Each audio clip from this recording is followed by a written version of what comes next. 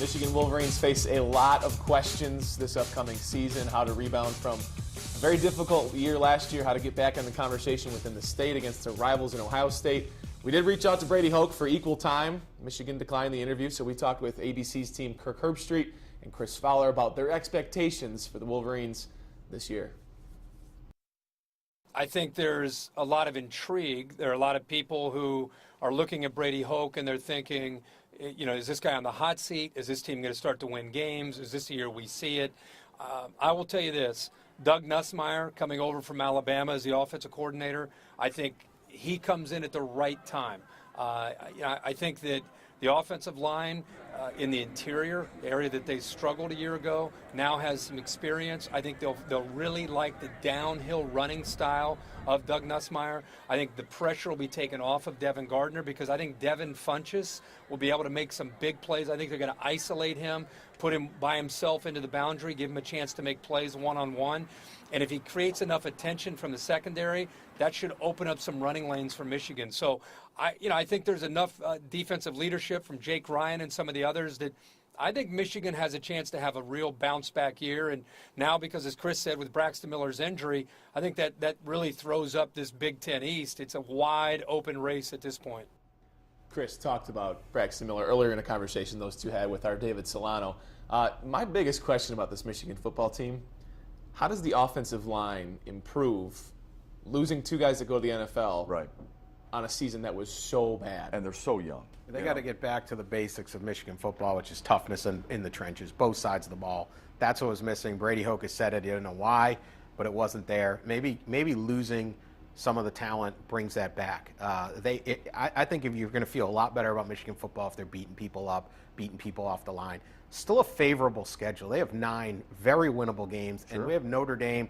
I don't know. You got the 4 starters missing. You're not really sure what's going to happen with Notre Dame. Ohio State's a little down.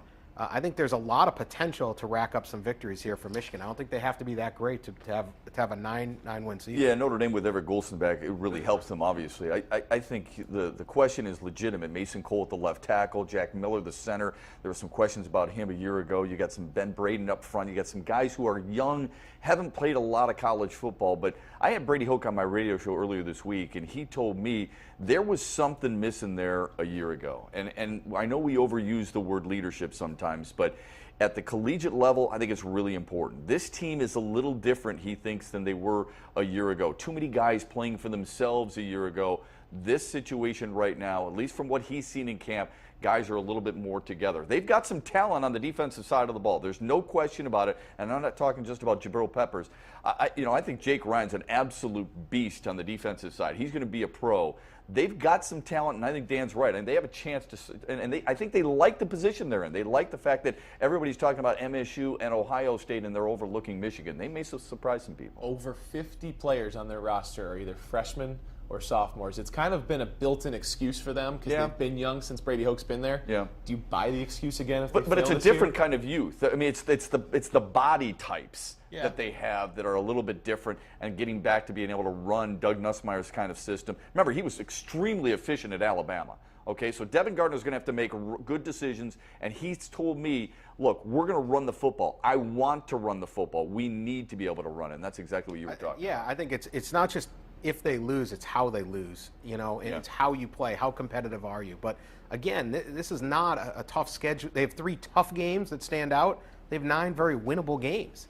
And so, you're looking and saying, all right, at MSU, sure, at Notre Dame, we'll see. That's knocked down. At Ohio State, by the end of the year, Ohio State will have a quarterback. I'm not really worried about Braxton Miller's injury at this point. But they can't blow one of these winnable games.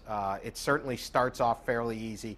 They need to just do their thing, play solid Michigan football, and show some growth, and I think they'll be all right going forward. Win the games you're supposed to win, yeah.